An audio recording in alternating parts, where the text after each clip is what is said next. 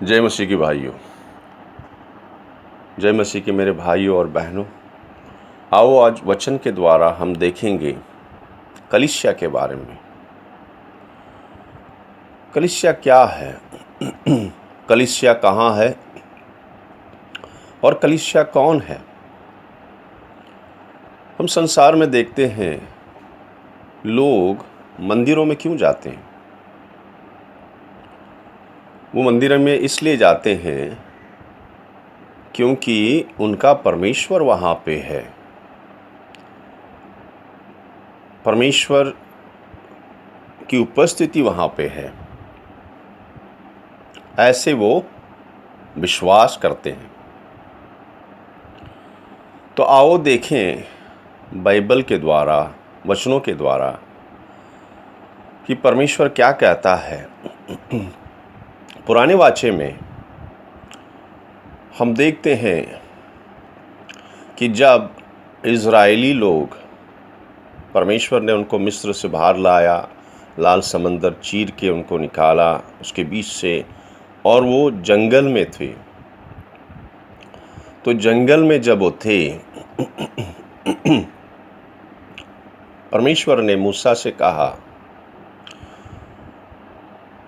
जो निर्गमन के अध्याय 25 और 8 में लिखा है कि मूसा,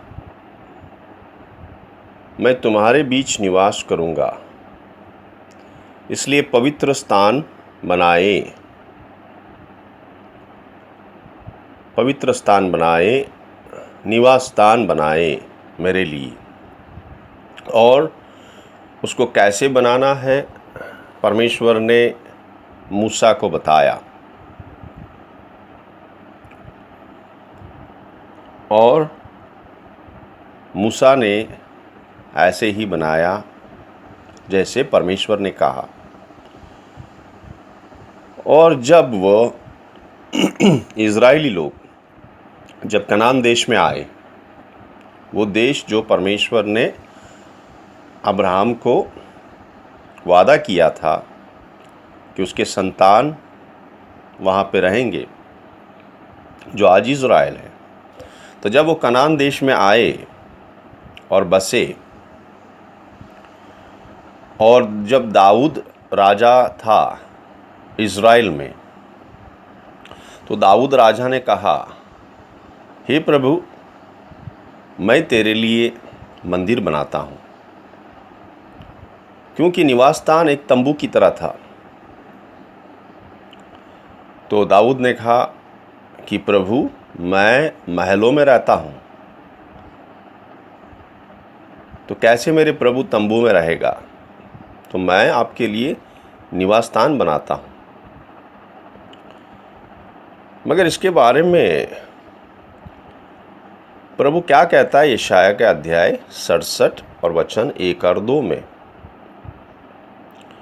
कि आप क्या मेरे लिए मंदिर बनाओगे, क्योंकि स्वर्ग मेरा सिंहासन है और पृथ्वी मेरी पदस्थल है। पदस्थल यानी पैर रखने की जगह। और परमेश्वर इतना महान है, परमेश्वर कहता है, क्या कौन सी मंदिर बनाओगे तुम मेरे लिए। फिर भी परमेश्वर ने दाऊद को कहा, उसकी इच्छा थी, उसने कहा, ठीक है, तू नहीं, तेरा बेटा सुलेमान मेरे लिए मंदिर की स्थापना करेगा। और सुलेमान ने, दाऊद के बेटे ने, बहुत ही शानदार मंदिर बनाया, प्रभु का निवास स्थान। उसमें 3 भाग थे। बाहर का भाग जो था वो ओम बलि वगैरह चढ़ाने के लिए। फिर दूसरा भाग था, ओम बलि के जगह पे वहाँ पे मनुष्य आ सकते थे, बलि लाके याजक को देते, वो चढ़ाते, तो वो एक जगह वहाँ पे सब आ सकते थे। मगर दूसरा जो जगह था पवित्र स्थान, वहाँ पे सिर्फ याजक और सिर्फ याजक जाते थे। वहाँ पे मेज था जहाँ पे भेंट की रोटियाँ रखी जाती थी और दिया और धूप, ये याजकों का काम था। धूप जलाना, भेंट की रोटी रखना, दियों में तेल डालना।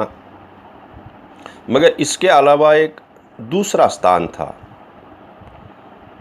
पवित्र स्थान के पीछे। पवित्र स्थान और अति पवित्र स्थान में एक बहुत ही जाड़ा पर्दा था उसके बीच में, और इस पवित्र स्थान में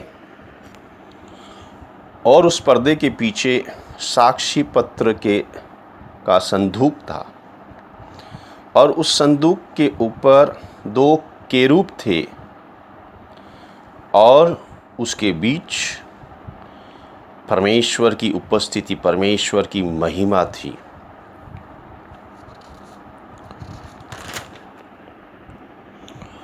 और परमेश्वर व्यवस्था विवरण अध्याय 16 वचन 16 में क्या कहते हैं कि 3 बार एक वर्ष में सब यहूदियों को यरूशलेम के मंदिर में आना है।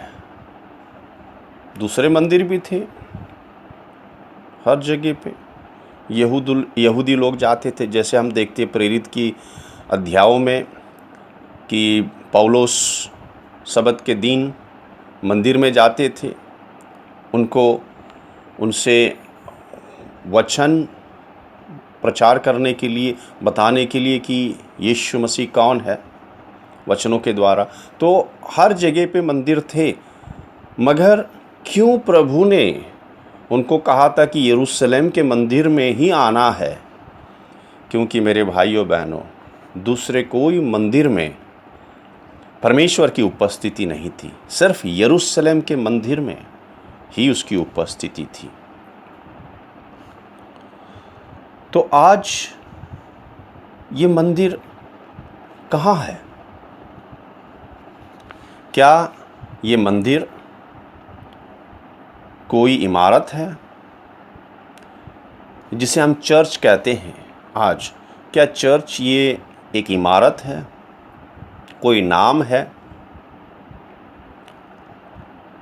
नहीं, ये जो इमारत है मेरे भाइयों बहनों, जो हम चर्च कहते हैं, बहुत बार नाम देते हैं, वो एक मिलने की जगह है जहाँ पे प्रभु के बच्चे आते हैं, इकट्ठे होते हैं, और रविवार के दिन या कोई दूसरा मीटिंग हो, हम इकट्ठे होते हैं। मगर ये चर्च नहीं है। पता है, आप और मैं परमेश्वर के मंदिर हैं। आप और मैं परमेश्वर के चर्च हैं, कलीसिया हैं। क्योंकि प्रभु कहता है कि मैं उनमें चला फिरा करूँगा, उनमें बसूँगा मैं। और ये समय है आज। और पहले कोरिन्थी की अध्याय 6, 19 और 20 में देखते हैं कि प्रभु कहता है, क्या तुम नहीं जानते कि तुम्हारा शरीर पवित्र आत्मा का मंदिर है, जिसमें पवित्र आत्मा निवास करता है? तो मेरे भाइयों बहनों, आज कलीसिया या परमेश्वर का मंदिर कोई इमारत या कोई जगह नहीं है, वो आप और मैं हैं। और पता है, यीशु के द्वारा परमेश्वर ने क्या किया, कितना बड़ा काम किया है। कई बार आप और मैं नहीं जानते कि ये शरीर हमारा पवित्र आत्मा का मंदिर है और परमेश्वर की उपस्थिति हमारे अंदर है। जैसे यूहन्ना की किताब में अध्याय 14 में प्रभु कहता है कि मैं तुम्हारे लिए सहायक भेजूंगा, तुम अनाथ नहीं रहोगे। वो तुम्हारे साथ ही नहीं, तुम्हारे अंदर रहेगा हमेशा के लिए। हाँ प्रभु, हाँ प्रभु ने कहा है, और प्रभु ने कितना बड़ा काम किया है मेरे भाइयों बहनों। और वो दिन आज हैं जहाँ से पेंतिकोस्त का दिन शुरू हुआ और कलीसिया स्थापित हुई, और जो यीशु मसीह को स्वीकार के आते हैं, परमेश्वर के संतान बनते हैं। हर एक परमेश्वर की संतान परमेश्वर की कलीसिया है। हर एक चलने फिरने वाले जीवित मंदिर हैं परमेश्वर के लिए, ये ना भूलिए। और ये परमेश्वर का घर, पवित्र आत्मिक घर हम हैं। पहले पत्रस के अध्याय 2 और वचन, पहले पत्रस का अध्याय 2 और वचन 4 से 7 में लिखा हुआ है, हम पवित्र पत्थर हैं। हम सब पवित्र पत्थर परमेश्वर इस्तेमाल कर रहा है, उसका पवित्र घर, उसके आत्मिक घर बांध रहा है। हम सब क्या है? पवित्र पत्थर हैं। आप पढ़ सकते हैं पहले पत्रस के अध्याय 2 4 से 7। और हम ही से जो पवित्र पत्थर हैं हर एक, तो परमेश्वर अपना आत्मिक घर बांध रहा है। और इस आत्मिक घर का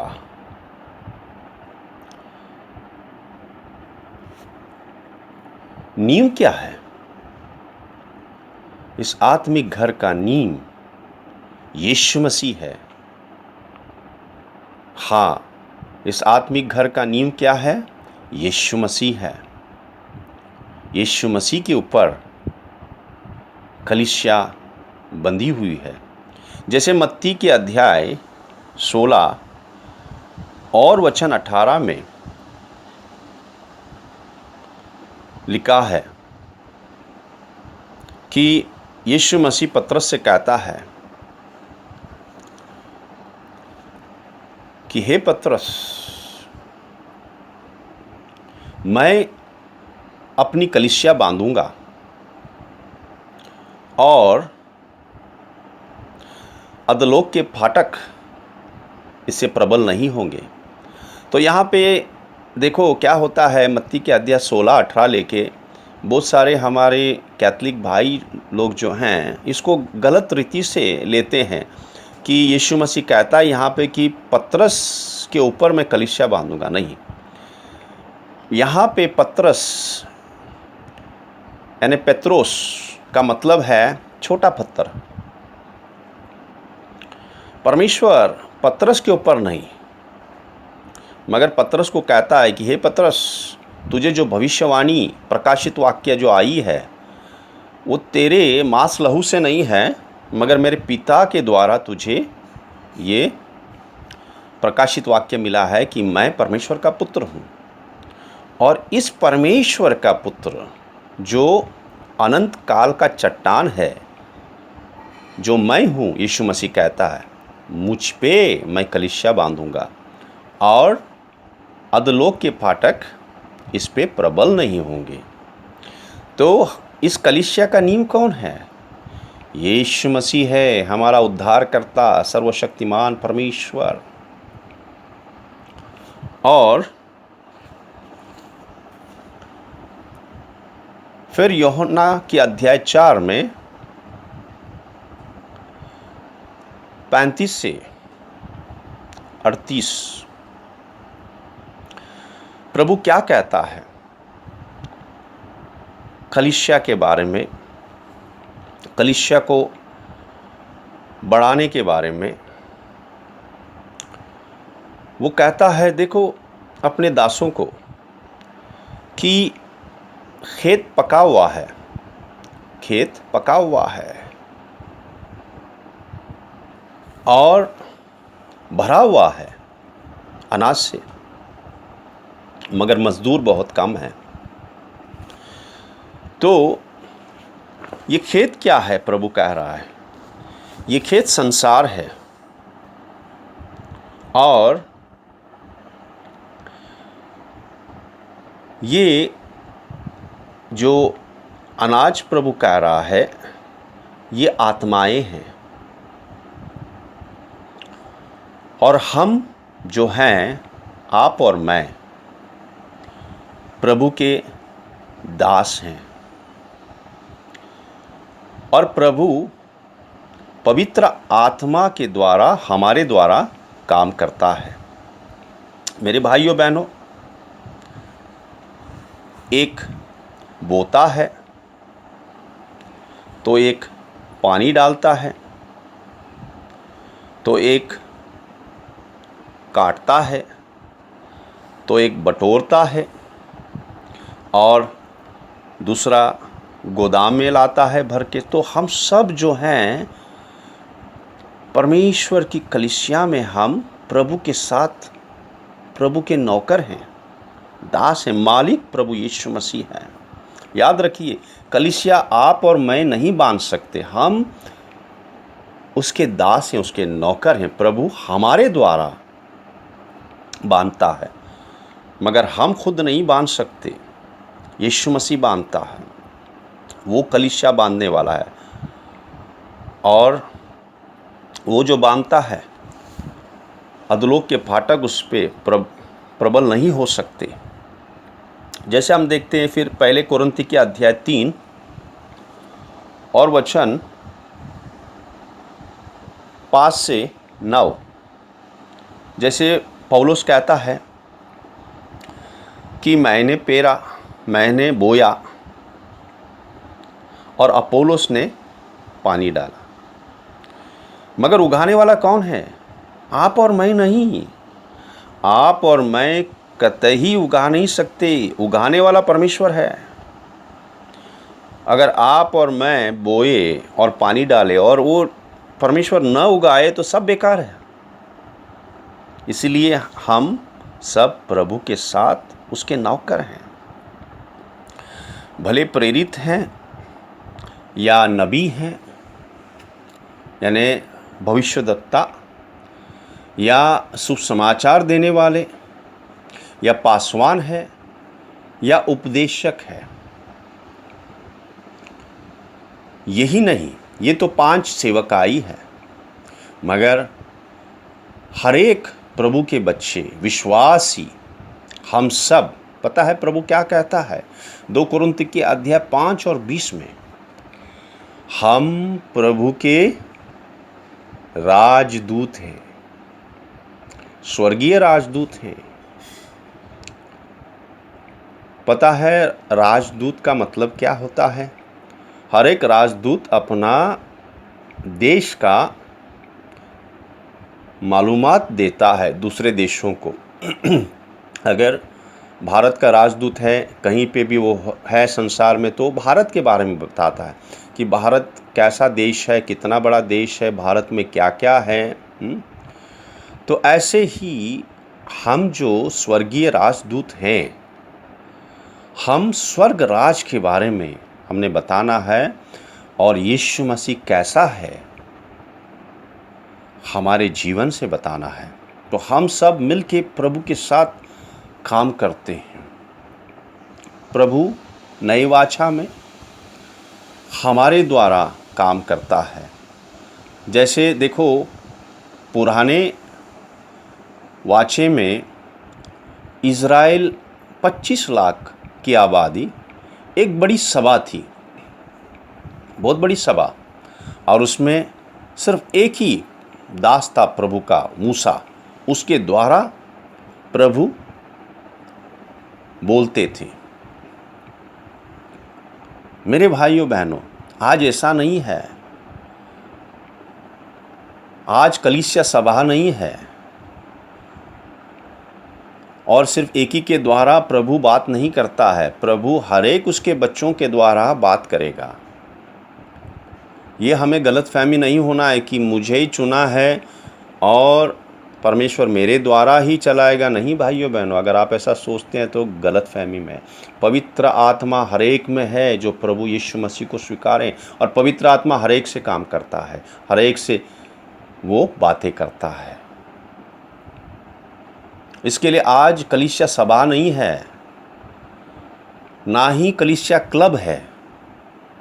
क्योंकि कहीं जगह पे हम देखते हैं कि कलीसिया में लोग इसलिए आते हैं क्योंकि एक दूसरे का मदद करते हैं। मदद करना अच्छी बात है, प्रभु चाहता है कि हम मदद करें, भलाई करें। मगर अगर सिर्फ इसी के लिए आते हैं तो भाई मेरे और बहनों मेरे, तो क्लब हो गया। बहुत सारे क्लब हैं संसार में जो अच्छे काम करते हैं, आते हैं, मिलते हैं, वो आपस में क्लबों में बैठते हैं, अच्छी अच्छी बातें करते हैं और एक दूसरे की मदद करते हैं। अगर ऐसा है तो वो कलीसिया नहीं, वो क्लब है। मगर कलीसिया का मतलब क्या है? कलीसिया का मतलब है हर एक प्रभु से जुड़ा हुआ है, प्रभु से जुड़ा हुआ है और प्रभु की आज्ञा पालन करता है। ये कलीसिया है। तो प्रभु ने 5 सेवकाई दी है, प्रेरितों की, भविष्यद्वक्ताओं की, शुभ समाचार प्रचार करने वालों की और पासवानों की, जो चरवाह हैं, और उपदेशक।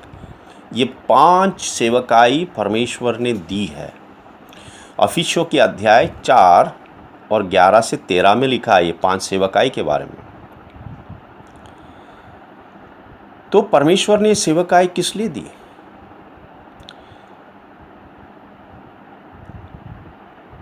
ये सेवकाई प्रभु ने लोगों को, जो कलीसिया को, जो उसकी देह है, पता है कलीसिया का मतलब उसका देह है हम, और हम कलीसिया के अंदर भिन्न भिन्न अंग हैं। कलीसिया प्रभु का देह है और हम उसके अंदर भिन्न भिन्न अंग हैं। तो ये 5 सेवकाई इसलिए दिया हुआ है कि देह को बढ़ाने के लिए, देह को बढ़ाने के लिए और यीशु मसीह की तरह बनाने के लिए इसलिए दिया हुआ है, ताकि हम हर एक प्रभु के ज्ञान में बढ़े और यीशु मसीह की तरह बने। इसीलिए 5 सेवकाई दी है। प्रभु हर एक सेवकाई इस्तेमाल करता है कलीसियाओं में। वो कलीसिया को बढ़ाने के लिए, आत्मिक जीवन में और पूरी तरह यीशु मसीह के भरपूरी में होने के लिए। फिर कलीसिया के अंदर, जैसे कलीसिया में प्रभु ने अधिकारी रखे हैं, चरवाह रखे हैं, जिसके अधीन में हमने चलना है, जो भेड़ हैं। ऐसा क्यों है? तो आपको मैं छोटा सा उदाहरण देता हूँ। जैसे, और हमने उस चरवाह के अधीन में क्यों बने रहना है? किस लिए? क्या होता है, कई बार एक विश्वासी कुछ देर के लिए इस कलीसिया में रहता है, इस चरवाह के अधीन में थोड़ी देर रहेगा, थोड़ी देर इधर जाएगा, फिर वो दूसरे चरवाह के वहाँ जाएगा, फिर क्या करता है, फिर तीसरे चरवाह के उधर जाएगा। अगर ऐसा करोगे भाई तो क्या होता है कि आप उस चरवाह के अधीन नहीं है, कोई भी चरवाह के अधीन नहीं। आप क्या बनते हैं? आप मेहमान बनते हैं। देखो, किस लिए मैं आपको ये बातें बताता हूँ, क्योंकि परमेश्वर ने जो चरवाह दिया है, जैसे समझो हमारे बहुत सारे रिश्तेदार हैं। ओके, जब हम परिवार कहते हैं तो बहुत बड़े रिश्तेदार होते हैं, बहुत सारे रिश्तेदार होते हैं, मौसी, काका और चाचा और चचेरे भाई, चचेरे बहन। ओके, तो देखो क्या होता है, भले हमारे रिश्तेदार बहुत है, सगे संबंधी बहुत है, मगर हम क्यों माता पिता के अधीन में हैं? क्योंकि वो हमारी देखभाल करते हैं, हमारी रक्षा करते हैं, उनको हमारी चिंता है। सब रिश्तेदार हैं, मगर परमेश्वर ने परिवार में माता पिता को अधिकार दिया है। बच्चों को संभालने के लिए, उनको सिखाने के लिए, उनकी परवरिश करने के लिए। मेरे भाइयों बहनों, ऐसे ही चरवाहा है कलीसिया में, और चरवाहों का ये जिम्मेदारी है कि वो आत्मिक भोजन वक्त से वक्त अपने भेड़ों को दे और उनको संभाले, उनको आगे बढ़ाने का प्रयास करें और उन्हें यीशु मसीह की तरह बनने के लिए मदद करें और स्वयं अपने जीवन से यीशु मसीह को प्रकट करें, सिर्फ शब्दों से नहीं मगर अपने जीवन से। और चरवाहा ना ही सिर्फ उपदेशक होना है, चरवाहा एक पिता के समान होना है, पिता का दिल होना है। सबसे पहले हम देखते हैं इब्रानियों के अध्याय 13 और वचन 17 में लिखा है कि हमने हमारे चरवाहों के अधीन में रहना है, क्योंकि उन्हें हर एक भेड़ जो है उनके अधीन में उनके आत्माओं का लेखा देना है। इब्रानी के अध्याय 13-17 में लिखा है। और परमेश्वर उस चरवाहों से हिसाब लेगा, हर एक आत्मा का, हर एक भेड़ का जो उसके अधीन में दिया है। और पहले कुरिन्थी के अध्याय 4 और 14 में, पहले कुरिन्थी के अध्याय 4, 14 से 16 में पौलुस क्या कहता है कलीसिया को कि तुम्हारे पास 10,000 प्रचारक होंगे, 10,000 उपदेशक होंगे, मगर मैं एक ही पिता हूँ तुम्हारे लिए, आत्मिक पिता। 10,000 उपदेशक और एक पिता के बराबर होता है। पौलुस कहता है मैं तुम्हारा पिता बना हूँ आत्मिक शुभ समाचार के द्वारा। कुरिन्थी की कलीसिया को वो कहता है। फिर ये बात ज़रूरी है कि हर विश्वासी जो है वो परखें, यानी आत्मिक परख होना है, उनको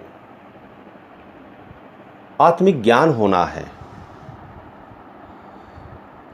और उन्होंने देखना है, आंखें बंद करके ऐसे ही किसी के अधीन में हम नहीं रह सकते।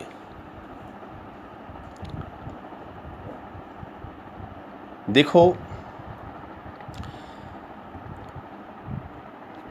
चरवाहा कैसा होना है, क्या होता है? प्रभु मत्ती के अध्याय 7 में और वचन 15 से कहता है कि बहुत सारे चरवाहा के भेड़ में भेड़िया होंगी,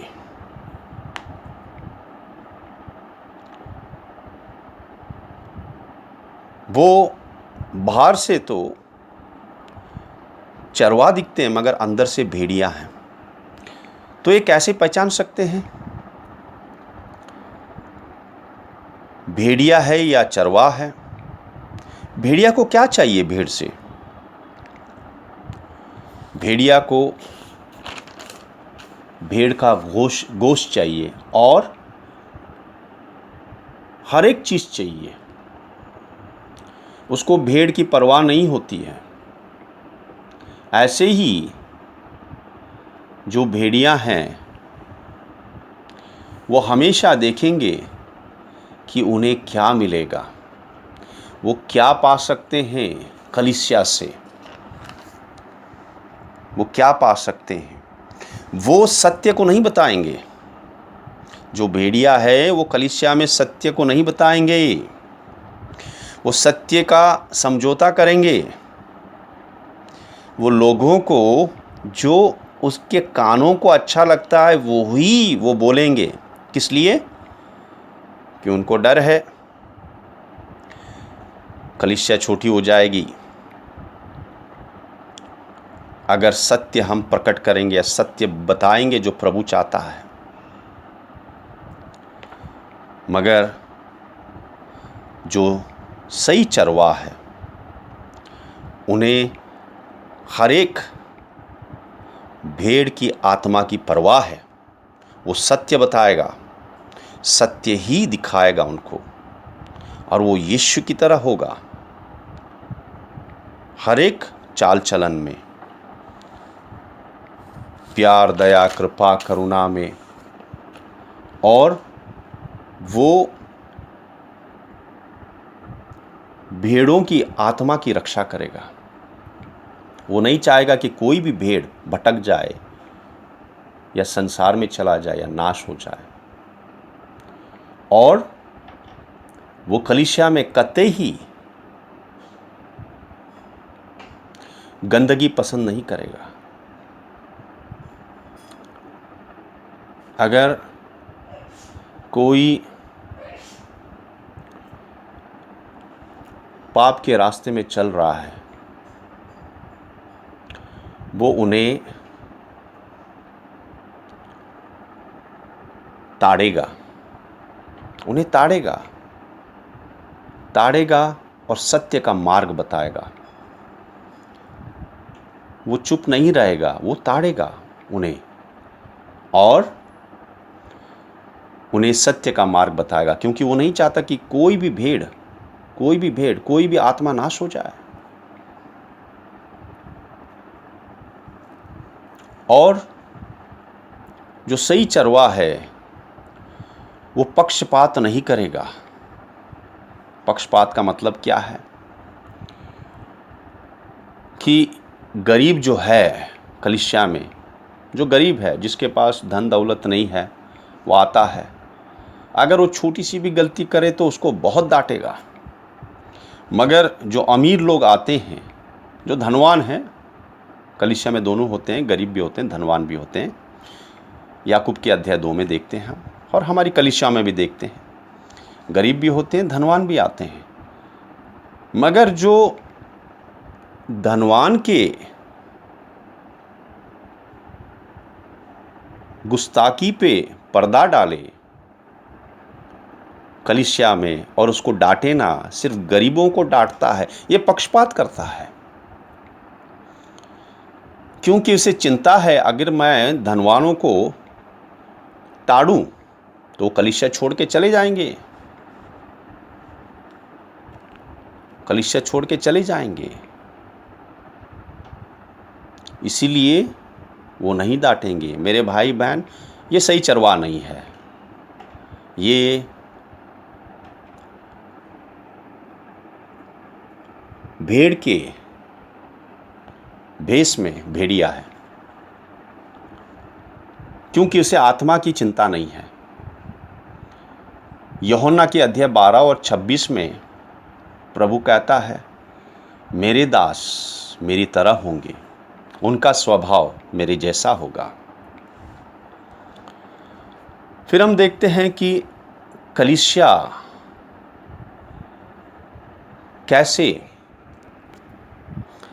कैसे काम करती है। कितना सुंदर उदाहरण दिया है।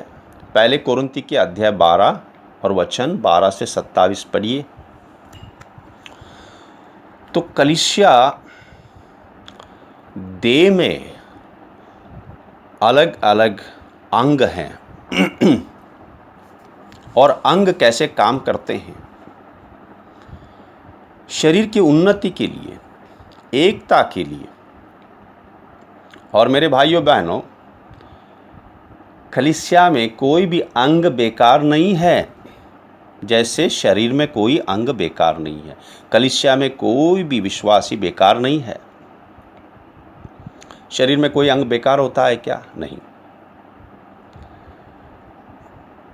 एकता, कलीसिया में एकता होनी है, जैसे अंगों में कैसे एकता है, कैसे शरीर में हर एक अंग में एकता है।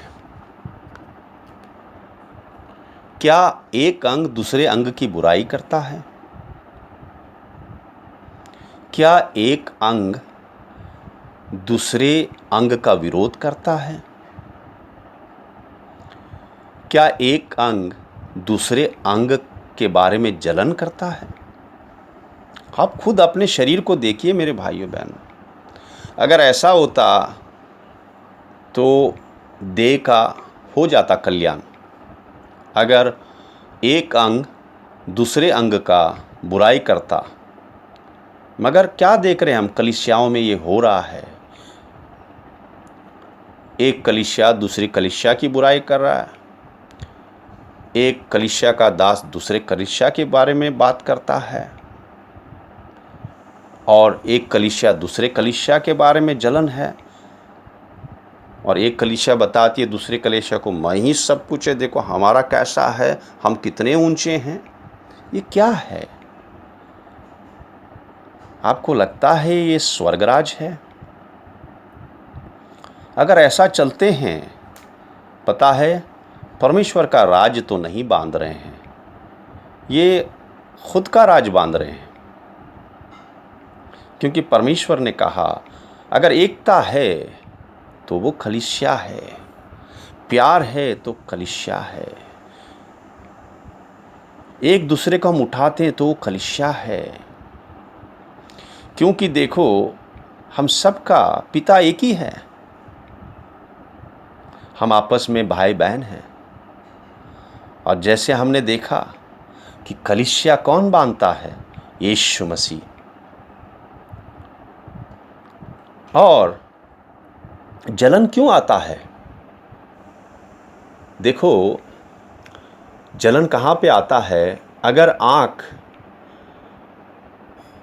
हाथ बनने का कोशिश करेगा, अगर आँख कहेगा मैं तो आँख हूँ मगर देखो यह हाथ कितना काम करता है, कितना लिखता है, मुझे भी लिखना है।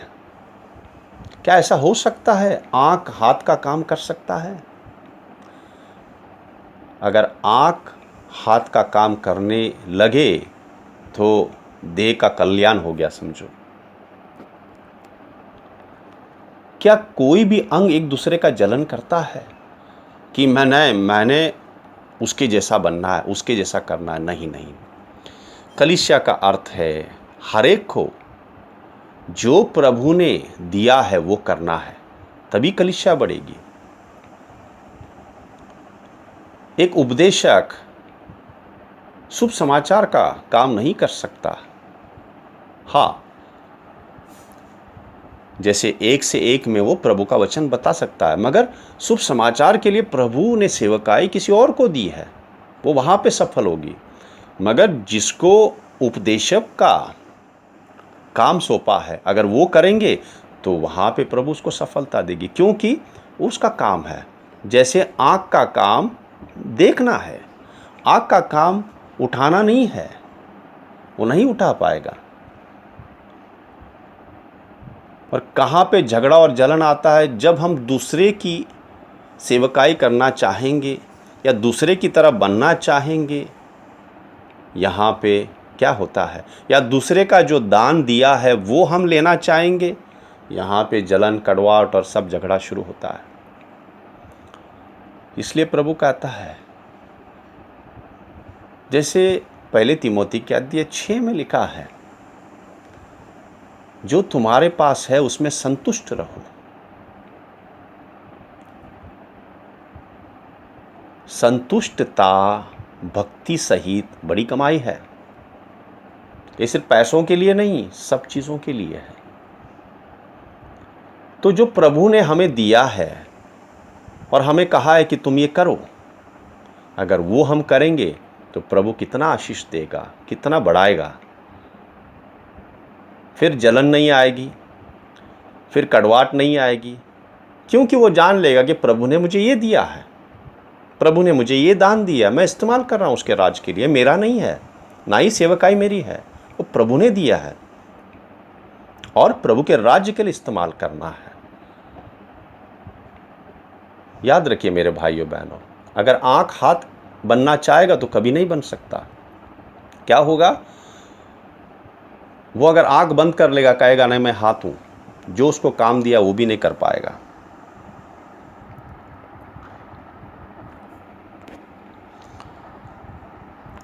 और कलीसिया में हम देखते हैं कितना विरोध हो रहा है, एक दूसरे के खिलाफ काम कर रहे हैं। जैसे मैंने बताया कि जलन, कड़वाहट और बुराई करना, पीठ पीछे एक दूसरे को गिराना,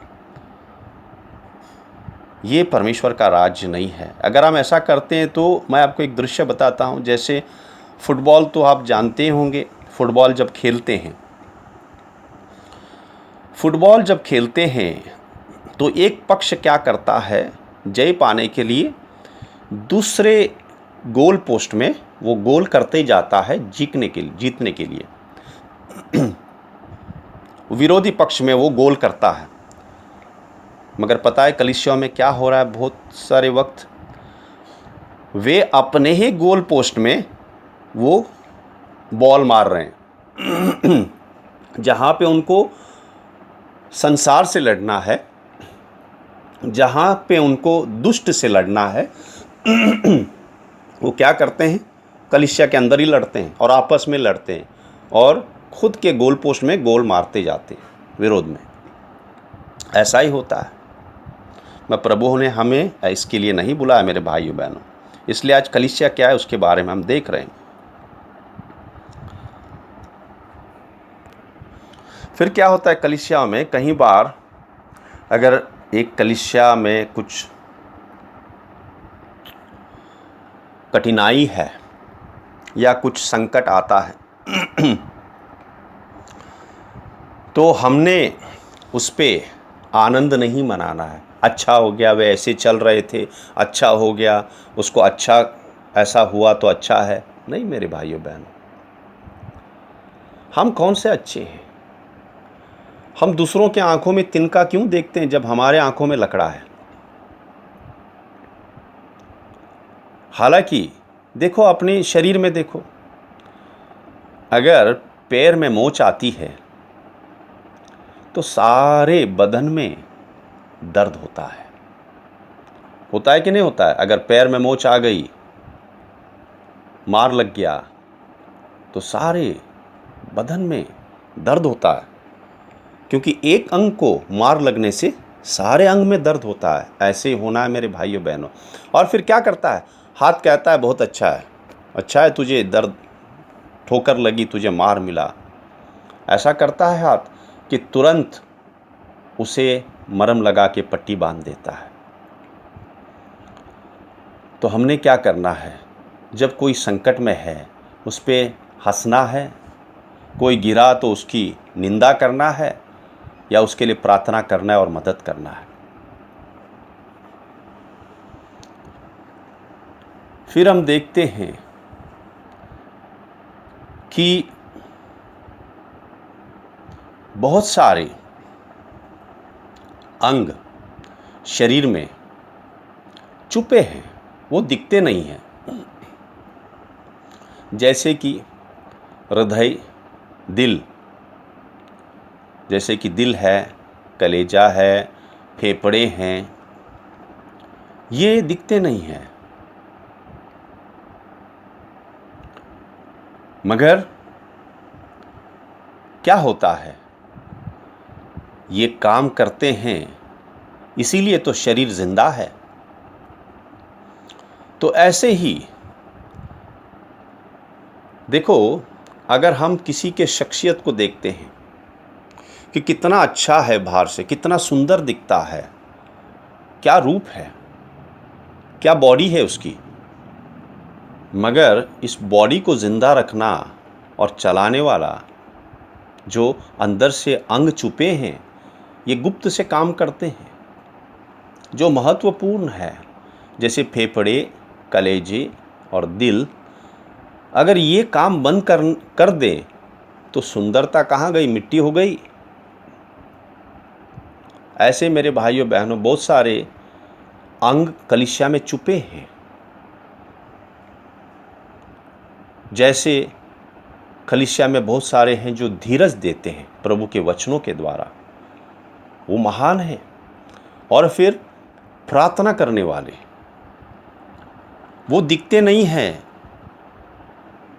उनकी सेवकाई गुप्त होती है। मगर पता है पौलुस भी इफिसियों के अध्याय 6 में कहता है 18 से, कलीसिया को कहता है, इफिसियों की कलीसिया को, कि तुम मेरे लिए प्रार्थना करो मेरे भाइयों बहनों। तुम्हारी गुप्त प्रार्थना से प्रभु मुझे और प्रकाशित वाक्य दे। और यही नहीं, तुम्हारे प्रार्थना की वजह से मैं वो धीरज से प्रचार कर सकूं जो परमेश्वर चाहता है कि मुझसे प्रचार हो। कितनी सुंदरता से पौलुस उस कलीसिया को बताता है कि जो छुपे हुए अंग कितने महत्वपूर्ण हैं। मेरे भाइयों बहनों, जो वचन प्रचार करते हैं, जो कलीसिया में सामने खड़े होते हैं, वो ही नहीं, हर एक अंग महत्व है प्रभु के लिए। और कहीं छुपे अंग तो कितने महत्वपूर्ण है, जैसे अभी बताया। और फिर कुछ कलीसिया के कुछ अंग हैं, विश्वासी लोग, जो हम कहेंगे इसका काम तो महत्वपूर्ण नहीं है, इसका काम तो कोई महत्व नहीं है।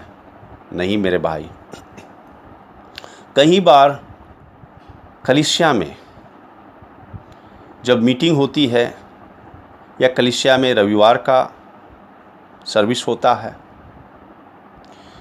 तो हम आके बैठ जाते हैं, मगर पता है उसके पीछे कितना काम होता है।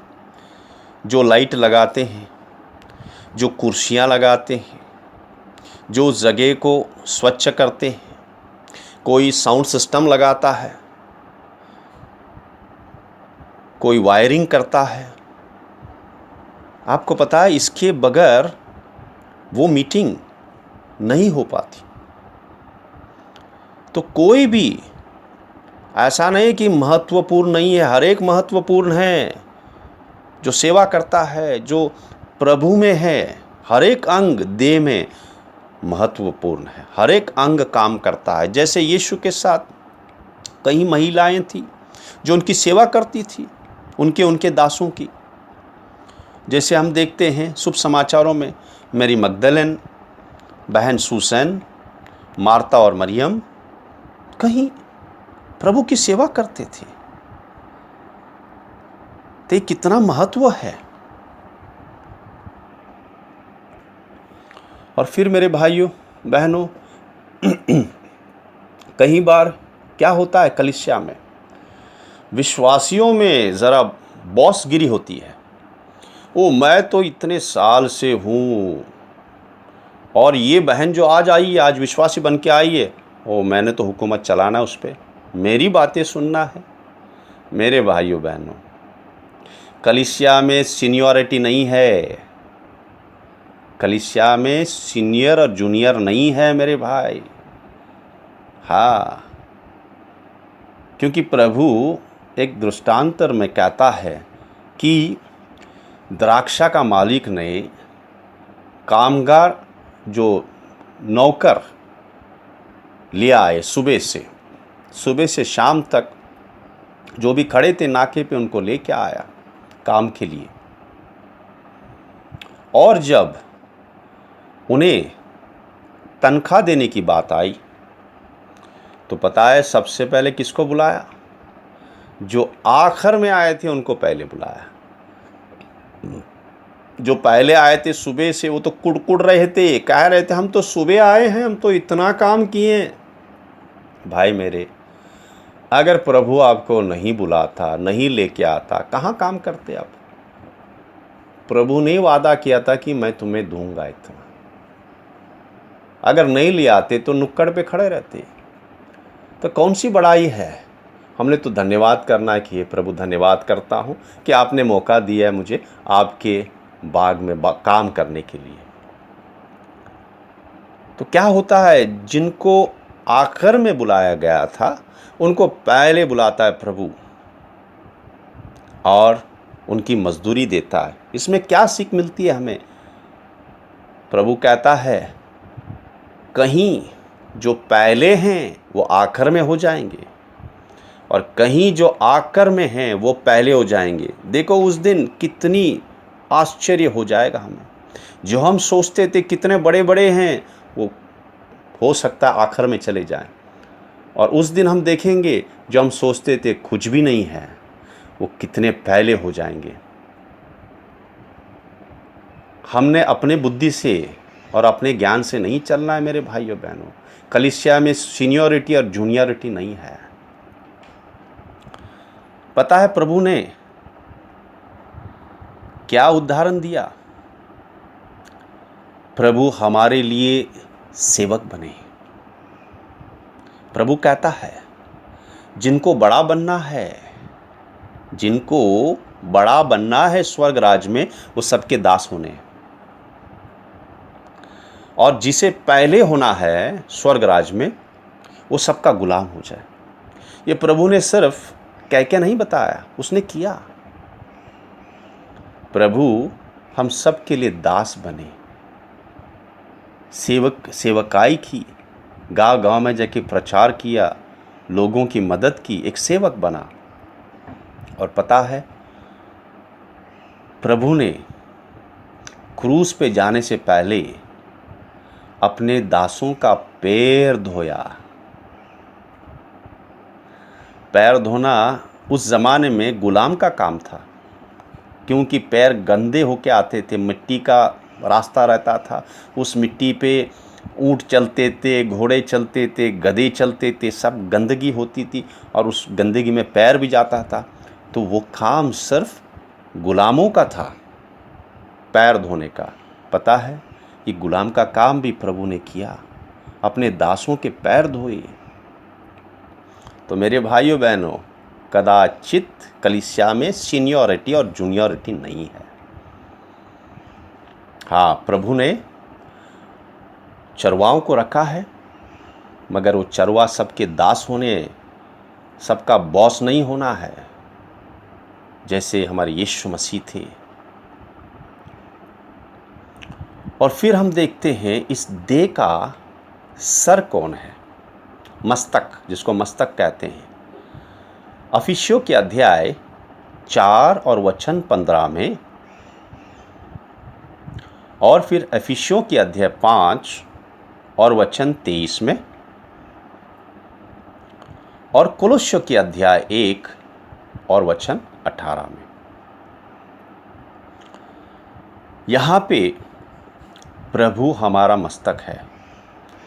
मगर क्या कहता है? अगर पहले कुरिन्ती के अध्याय 12 में जो आपको वचन बताया था, वहाँ पे लिखा है सर जो मस्तक है, यीशु मसीह जो है कर्ता धर्ता कलीसिया का, वो कहता है कि सर भी पैर को नहीं कहता कि मुझे तेरी ज़रूरत नहीं है। प्रभु भी नहीं कहता है किसी भी अपने बच्चे को कि तेरी ज़रूरत नहीं है। वो संग संग काम करता है। करने वाला तो वही है, मगर कितना उत्साही करता है हमें। जैसे प्रभु ने जब दासरख बनाया पानी से, तो क्या प्रभु उस मटकों में पानी नहीं भर सकता था? क्या ज़रूरी था कहना कि नौकरों को चलो तुम लोग पानी भरो? नहीं, प्रभु ने उन्हें मौका दिया संगति में काम करने के लिए। जो परमेश्वर दाखरस बना सकता है पानी से, वो दाखरस बिना पानी का भी बना सकता है। चमत्कार। और फिर हम देखते हैं कि लाजरस के कब्र पे क्यों प्रभु ने कहा कि पत्थर हटाओ? क्या प्रभु पत्थर नहीं हटा सकते थे चमत्कार से?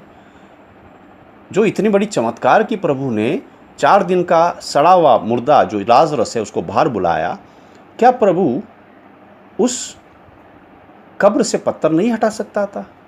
मेरे भाइयों बहनों, नया वाचा जैसे मैंने आपको बताया, प्रभु हमारे संग काम करता है। जैसे पहली के सभा नहीं है पुराने वाचे में कि 25 लाख लोग और एक जो है प्रभु उसके द्वारा बोलेगा। नहीं नहीं नहीं मेरे भाई, ये सभा नहीं है, कलीसिया है। फिर से दोहराता हूँ, यहाँ प्रभु कलीसिया उसकी देह है और हर एक अंग हैं हम, और हर एक अंग महत्वपूर्ण है प्रभु के लिए। तो प्रभु मस्तक है इस देह का। अफिसियों के अध्याय 4 और 15, फिर अफिसियों के अध्याय 5 और 23, और कोलोस्यों के अध्याय 1:18 में लिखा है। और जैसे मैंने कहा कि प्रभु नहीं कहता किसी को कि मुझे तेरी ज़रूरत नहीं है। हालांकि करने वाला कर्ता धर्ता सब वही है, मगर वो कितना अच्छा है, धीरज देता है, हमारे साथ साथ संग संग चलता है, काम कराता है हमारे से।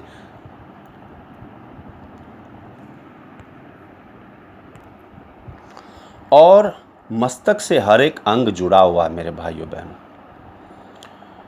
याद रखो, चरवाहा भी और हर एक विश्वासी, हर एक यीशु से जुड़ा होना चाहिए।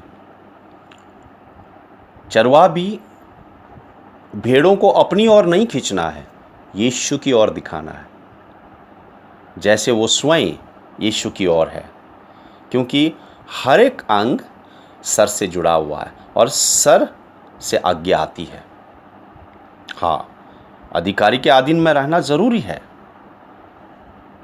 जो प्रभु ने चरवाहा स्थापित किया है उसके अधीन में रहना जरूरी है। फिर से मैं कहता हूँ, क्योंकि रोमियो के अध्याय 13 में लिखा है कि अधिकारियों के अधीन में रहना है, क्योंकि अधिकारियों से प्रभु हिसाब लेगा।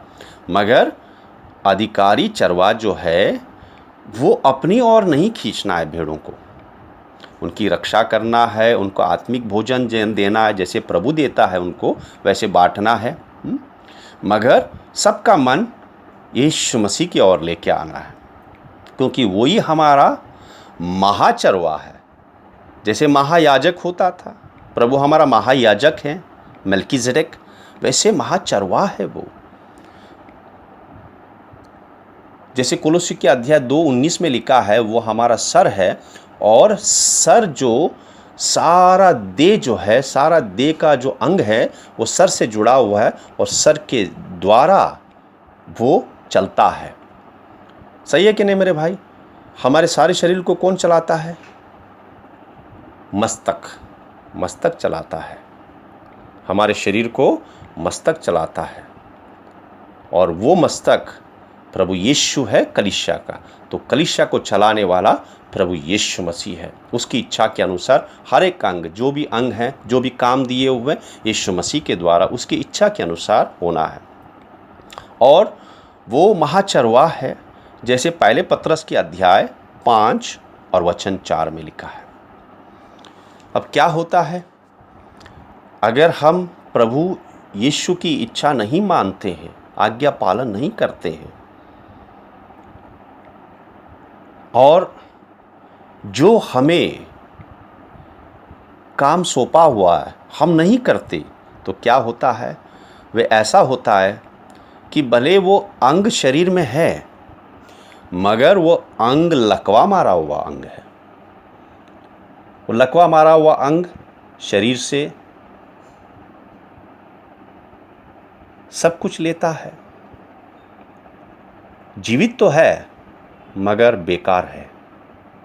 शरीर में है, शरीर से खाना वगैरह लेता है, पौष्टिक लेता है, मगर शरीर के लिए बेकार है, क्योंकि अपंग है। ऐसा नहीं होना है मेरे भाइयों बहनों। जो प्रभु ने हमारे लिए जो दिया है वो हमने करना है, और अधिकारी के अधीन में चलना है हमने, और हम सब प्रभु यीशु मसीह से जुड़े होने हैं।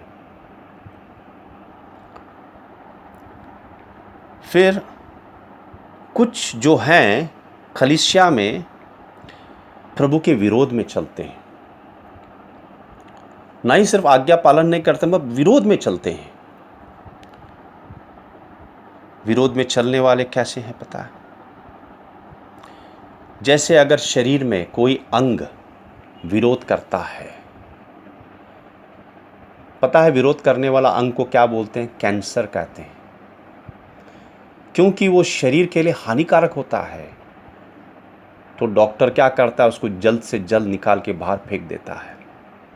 ऐसे हमने कोई भी कलीसिया में विरोध नहीं करना है। मेरे भाइयों बहनों, याद रखो, अगर कलीसिया का विरोध कर रहे हैं, आप यीशु मसीह से विरोध कर रहे हैं। जैसे परमेश्वर ने शौल, जो पौलुस बना, बड़ा दास बना प्रभु का, वो कलीसिया का विरोध करने वाला था, मारने वाला था। तो जब उसकी दमस्क के रास्ते पे भेंट हो गई और वो गिर गया, जब उसने पुकारा, हे प्रभु तुम कौन हो? पता है यीशु मसीह ने कहा, क्या कहा? हे शौल शौल, तू मुझे क्यों सता रहा है? क्या वो यीशु मसीह को सता रहा था कि कलीसिया को सता रहा था? वो कलीसिया को सता रहा था। याद रखिए, जो कलीसिया के विरोध काम करते हैं वो यीशु मसीह के खिलाफ काम करते हैं। मेरे भाइयों बहनों, कोई भी मेरे भाई बहन के खिलाफ काम मत कीजिए कलीसिया में। आप यीशु मसीह के खिलाफ काम कर रहे हैं। याद रखिए, नए वाचे में न्याय तुरंत नहीं होता। इसके लिए तुम ये ना सोचो कि प्रभु न्याय नहीं करेगा। वो दयालु है, मगर जब वो न्याय करता है फिर वो पीछे नहीं हटता। याद रखिए मेरे भाइयों बहनों, वो न्याय करता है तो प्रभु को हल्का ना लीजिए। जैसे प्रेरितों की किताब में अनानायस और सफायरा का न्याय कर दिया प्रभु ने। किसी भी भाई बहन के खिलाफ काम ना कीजिए, क्योंकि प्रभु कहता है शुभ समाचार में, अगर हम किसी की ठोकर का कारण बनते हैं और किसी को पाप में लेके आते हैं, प्रभु कहता है अच्छा है वो चक्की का जो पाटा है उसका पत्थर गले में डाल के समंदर में डूबे, वो अच्छा है उसके लिए। और फिर प्रभु कहता है यूहन्ना की अध्याय 15-16, तुम मुझसे अलग होके कुछ नहीं कर सकते। हमने प्रभु यीशु मसीह में बने रहना है, जुड़े रहना है। उसकी इच्छा के अनुसार चलेंगे तो हम जुड़े हैं। अगर अपनी इच्छा करते हैं तो अलग हो गए हैं। प्रभु कहता है मेरे सिवा तुम कुछ नहीं कर सकते। इसलिए जुड़े रहना है भाई, उस दाखलता में जुड़े रहना है। तभी तो जीवन आएगा, तभी तो पत्ते आएंगे उस डाली पे, और तभी तो फल आएगा। वो झाड़ से ही आता है, डाली नहीं उत्पन्न करता है, झाड़ उत्पन्न करता है। और हमारा दाखलता यीशु मसीह है। और फिर जो विरोध करते हैं प्रभु उसके लिए कहता है प्रकाशित वाक्य का अध्याय 3 और 16 कि वो मुंह के बल बाहर फेंक देगा हमें। मेरे भाइयों बहनों, प्रभु नहीं चाहता कि कोई भी हम उसकी इच्छा ना करे, क्योंकि वो हिसाब लेगा हमसे। एक दिन प्रभु के सिंहासन के सामने खड़े हो जाएंगे सब, और सबको हिसाब देना पड़ेगा, सबका न्याय होगा। तब हम क्या बोलेंगे? अगर उसने जो हमें दी है वो काम, जैसे प्रभु ने एक दृष्टांतर कहा कि एक राजा बाहरगांव जाने से पहले अपने नौकरों को बुला के एक को 5,000, एक को 4,000, एक को 2,000, एक को 1,000 दिया, और आने के बाद हिसाब पूछा उसने। मगर जिसने इस्तेमाल नहीं किया उसको कहा दुष्ट नौकर। हम नहीं चाहते कि प्रभु हमें ऐसा कहे। हम चाहते हैं कि प्रभु हमें कहे हे विश्वास योग्य मेरे दास। और फिर जो प्रभु के विरोध में काम करते हैं, प्रभु कैसा लेखा लेगा। कलीसिया में विरोध ना कीजिए। हमारा काम विरोध करने का नहीं, विरोध का शैतान का काम है। दूसरों को गिराना, ये सब अंधकार के राज का काम है। हमारा काम है उठाना, एक दूसरे पे प्रेम करना, दया करना, प्रार्थना करना, धीरज देना, एकता बनाए रखना पवित्र आत्मा के द्वारा। इसलिए पवित्र आत्मा हमारे बीच है, हमारी मदद करने के लिए, एकता में हमें चलाने के लिए। धन्यवाद करते हैं प्रभु का, जो उन्होंने वचन दिया, जो थोड़ा बहुत कलीसिया के बारे में बता सकें प्रभु के वचनों के द्वारा। और जैसे हमने सर से जुड़े रहना है, प्रभु कहता है अफिसों के अध्याय 2, 21 और 22 कि कैसे हमने उससे आज्ञा पालन करके चलना है, उसमें बने रहना है। धन्यवाद करते प्रभु, धन्यवाद करते प्रभु, हालेलुया। प्रभु आज जो कलीसिया के बारे में बताया प्रभु, बहुत सारी हो सकता है हमारे अंदर गलतफहमियां थी प्रभु, जो आज दूर की वचनों के द्वारा, और धन्यवाद करते हैं आप वचनों के द्वारा ही बात करते हैं प्रभु। धन्यवाद करते हैं प्रभु जो आज वचन दिया पिता, उसे ना सिर्फ हम सुनने वाले बने मगर आज्ञा पालन करने वाले बने। हर एक मेरे भाई बहन को मदद करना पवित्र आत्मा के द्वारा। पवित्र आत्मा आप हमारी मदद करना, हम सब यीशु मसीह की तरह बने और आत्मिक जीवन में बढ़े और स्वर्ग राज में बढ़े और गवाही बने। यीशु मसीह के पवित्र नाम में प्रार्थना करते हैं, आमीन।